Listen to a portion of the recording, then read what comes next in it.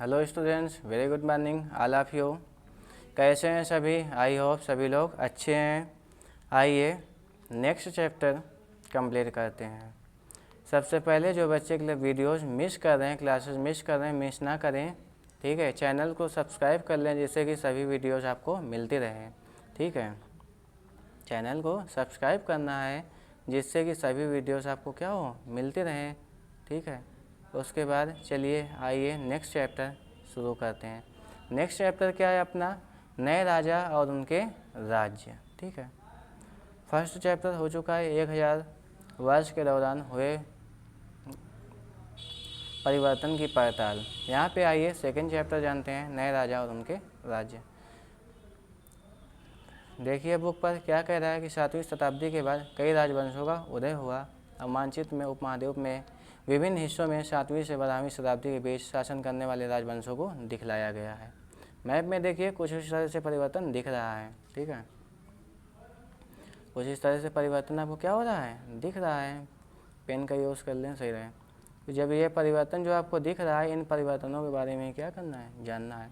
गुर्जर प्रतिहार यहाँ पे है, राष्ट्रकूट है, पाल वंश है, चोल वंश है, चाहमान है और अन्य राजा भी होंगे। ठीक है, गुर्जर प्रतिहार, राष्ट्रकूट और पाल वंश, ये तीनों जो है कन्नौज में हमेशा कब्जा रखना चाहते थे, जो कि संभव ना हो पाया। ठीक है, उसके बाद क्या कह रहा है, नए राजवंशों का उदय।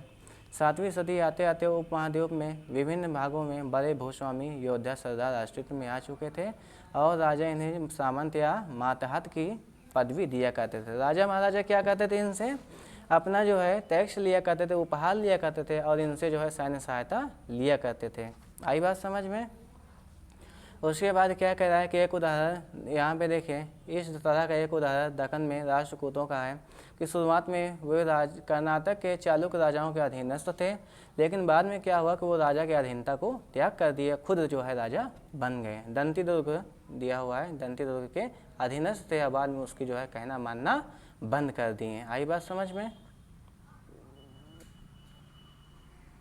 उसके बाद है क्या कह रहा है, आगे समझिए। कह रहा है कि अर्ध सोने का नहीं, राज्यों में प्रशासन। इन नए राजाओं से कईयों ने महाराजाधिराज मतलब राजाओं के राजा, त्रिभुवन चक्रवर्तीन, इस तरह की अन्य भारी भरकम उपाधियाँ ग्रहण कर ली। ठीक है, और क्या कह रहा है कि लेकिन इस तरह के दावों के बावजूद वे अपने सामंतों और साथ ही साथ किसान, व्यापारी और ब्राह्मणों के संगठनों के साथ अपनी सत्ता की साझेदारी करते थे। आई बात समझ में? कि मतलब कि हर तरह से वो टैक्स वसूलना चाहते थे। फिर कह रहा है कि इन सभी राज्यों में उत्पादकों तथा किसानों, पशुपालकों, कारीगरों से संसाधन इकट्ठा किए जाते थे। इनको अक्सर अपने उत्पादों पर का एक हिस्सा त्यागने के लिए बाध्य किया जाता था, जो कि क्या बताया जाता था, ये टैक्स है या फिर लगान है। आई बात समझ में? फिर क्या कह रहा है कि ये संसाधन राजा की व्यवस्था का वित्तीय आधार बनते थे, साथ ही मंदिरों और दुर्गों के निर्माण में भी इस्तेमाल होते थे। संसाधन इन युद्धों के लड़ने में इस्तेमाल भी होते थे, जिनसे शक्ल में धन मिलने की तथा जमीन और व्यापारिक मार्गों में प्रयोग की संभावनाएं बनती थी।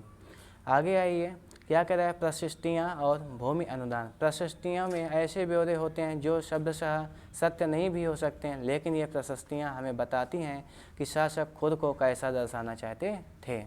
आई बात समझ में? कह रहा है, उदाहरण के लिए कह रहा है, मिसाल के लिए शूरवीर विजय योद्धा के रूप में ये विद्वान ब्राह्मणों द्वारा रची गई थी, जो अक्सर प्रशासन में मदद करते थे। फिर कह रहा है नागभट्ट की उपलब्धियाँ तमाम दिया हुआ है। ठीक है, आप देखिए यहाँ पे कुछ प्रपत्र हैं, राजा महाराजा लोग इस प्रकार लिख कर अपना रखते थे।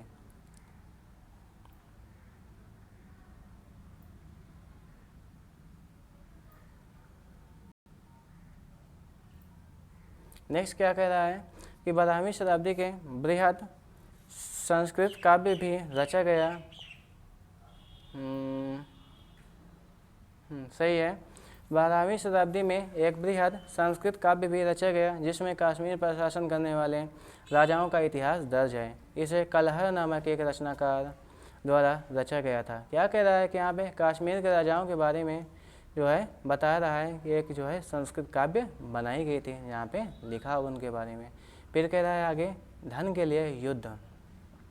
आपने यहाँ गौर किया होगा कि इनमें से प्रत्येक शासक राजवंश का आधार कोई क्षेत्र विशेष था। वे दूसरे राज्यों पर भी नियंत्रण करने का प्रयास करते थे। फिर कह रहा है कि एक विशेष रूप से वांछनीय क्षेत्र था गंगा घाटी में कन्नौज नगर। अभी मैंने क्या बताया कि कन्नौज नगर पर ये जो है तीनों पाल वंश, गुर्जर प्रतिहार और राष्ट्र को तीनों कब्जा करना चाहते थे। अब बनी सी बात है, कन्नौज वंश जो है वो कन्नौज नगर में ऐसा क्या था, वहाँ पे क्या था कि उपजाऊ ज़मीन थी। कह रहा है गंगा मैदान के किनारे था, तो गंगा घाटी के किनारे जो भी स्थान है वहाँ पे उपजाऊ क्षमता ज़्यादा अच्छा है वहाँ की मिट्टी की, और वहाँ पे फसलें अच्छा होते हैं। जब फसलें अच्छी होंगी तो किसान भी खुश होंगे, जो किसान खुश होंगे तो टैक्स से अधिक मिलेगा। ठीक है। फिर कह रहा है, हाँ, कह रहा है कि सुल्तान महमूद अपने द्वारा जीते गए लोगों के बारे में भी कई बातें जानना चाहते थे। अपने अल बिरूनी नामक एक विद्वान को इस उपमहाद्वीप का लेखा जोखा लिखने का काम सौंप दिया। अब देखिए यहाँ पे सुल्तान महमूद भी अपना सारा प्रशासन की कहानियाँ लिखने के लिए एक विद्वान को ये काम सौंप दिया। आई बात समझ में। फिर कह रहा है चोल राज्य नज़दीक से एक नज़र। मैप पे देखिए चोल वंश के बारे में दिखाया गया है। आई बात समझ में। ठीक है। चोल वंश के बारे में क्या दिखा रहा है, ये कहाँ पे कैसे कब्जा कर रहे थे, ये सब आपको दिखा रहा है। ठीक है।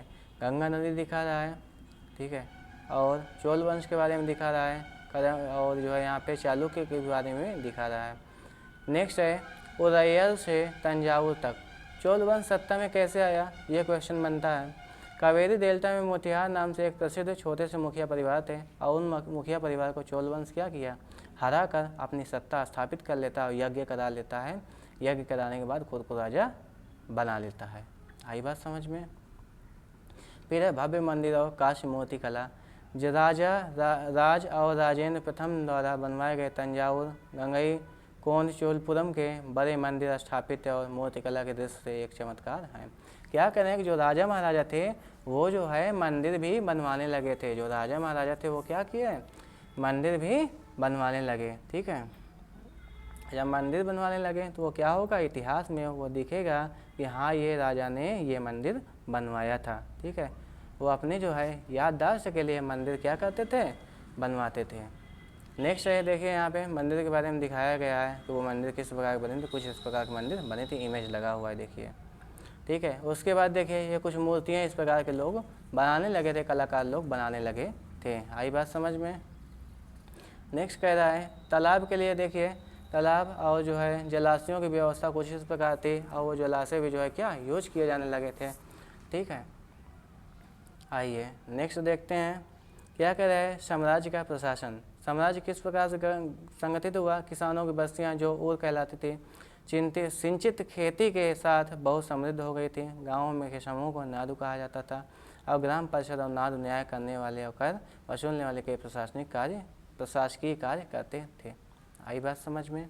वेललाल जाति के धनी किसानों को केंद्रीय चोल सरकार की देखरेख में नादु के कामकाज का अच्छा खासा नियंत्रण हासिल था। उनमें से कई धनी भूस्वामियों को चोल राजाओं के सम्मान के रूप में मूवेंद्र वलेन, 3 राजाओं की अपनी सेवा प्रदान करने वाला वेलनिया किसान, आरैया प्रधान जैसी उपाधियाँ दी, जिन्हें केंद्र में महत्वपूर्ण राजकीय पद सौंपे। ठीक है। आइए इसके एक्सरसाइज पे चलते हैं। एक्सरसाइज पे क्या कह रहा है, ये ख़त्म हुआ आपका ये चैप्टर। एक्सरसाइज पे कह रहा है सही जोड़े बनाइए। सही जोड़े कैसे बनाएंगे, सबसे पहले आपको गुर्जर को किससे मिलाना है, गुजरात और राजस्थान से मिलाना है। गुर्जर को किससे मिलाना है, गुजरात और राजस्थान से मिलाना है। गुजरात और राजस्थान से आप मिला दीजिए। राष्ट्रकूट को किससे मिलाना है, पश्चिमी दक्कन से मिलाना है। आप राष्ट्रकूट को पश्चिमी दक्कन से मिला दीजिए। उसके बाद कह रहा है पाल को किससे मिलाना है, बंगाल से मिलाना है। आप पाल को बंगाल से मिला दीजिए, और चोल को जो है तमिलनाडु से मिला दीजिए। आई बात समझ में। ये आपका ये भी इसका सही मिलान भी कंप्लीट हो गया। फिर क्वेश्चन पे आइए, त्रिपक्षीय संघर्ष में लगे तीनों पक्ष कौन कौन से थे, ये जानना है। त्रिपक्षीय संघर्ष में लगे तीनों पक्ष निम्न प्रकार से थे, गुर्जर प्रतिहार, राष्ट्रकूट और पाल वंश। ये तीनों किसके लिए परेशान थे, कन्नौज नगर को अपनाने में परेशान थे, क्योंकि वो जो है भूमि का बहुत अच्छा क्षेत्र था, वहाँ पे उत्पादन क्षमता भूमि की बहुत अच्छी थी। नेक्स्ट क्वेश्चन देखिए, चाहमानों के नियंत्रण में आने वाले प्रमुख नगर कौन कौन से थे, दिल्ली और अजमेर। ठीक है, चाहमान भी जो है क्या राज सत्ता में आए और ये भी जो है क्या दूसरे राज्यों को नियंत्रित करना चाहते थे। ठीक है, फिर कह रहा है चोल वंश सत्ता में कैसे आया, मैंने अभी बताया कि कावेरी डेल्टा में मोतिहार नाम से एक प्रसिद्ध जो है खेतिहर परिवार को ये लोग क्या किए थे, मार कर और वहाँ के राज्य पर कब्जा कर लिया, जिससे ये लोग सत्ता में आ गए और खुद को राजा घोषित कर दिया। फिर कह रहा है तमिल क्षेत्र में किस तरह की सिंचाई व्यवस्था की गई थी, अभी हमने बताया चैप्टर में। क्या कह रहा है कि तालाब और जलाशय, कृत्रिम जलाशय बनाए गए थे जिससे सिंचाई हो रही थी। क्लियर। राष्ट्रकूट कैसे शक्तिशाली बने, राष्ट्रकूट कर्नाटक के चालुक्य राजाओं के अधीनस्थ थे। वे 8वीं सदी के मध्य में एक राष्ट्रकूट प्रधान दंतिदुर्ग ने अपने चालुक्य स्वामी की अधीनता से इनकार कर दिया और उसे हराया और स्वयं को राजा बन गया, स्वयं को राजा बना। आई बात समझ में। ये आपका चैप्टर था यहीं से कंप्लीट हो रहा है। आज तक के लिए बस इतना ही। वीडियोस रेगुलर देखते रहिए। किसी कोई प्रॉब्लम आती है आप कमेंट बॉक्स में क्वेश्चन टाइप कीजिए, उसका आंसर नेक्स्ट लेक्चर में बता दिया जाएगा। ठीक है, चैनल को सब्सक्राइब नहीं किया है, चैनल को सब्सक्राइब कर दीजिए जिससे सभी वीडियोस का नोटिफिकेशन मिलता रहे। आज तक के लिए बस इतना ही। Thank you, bye bye.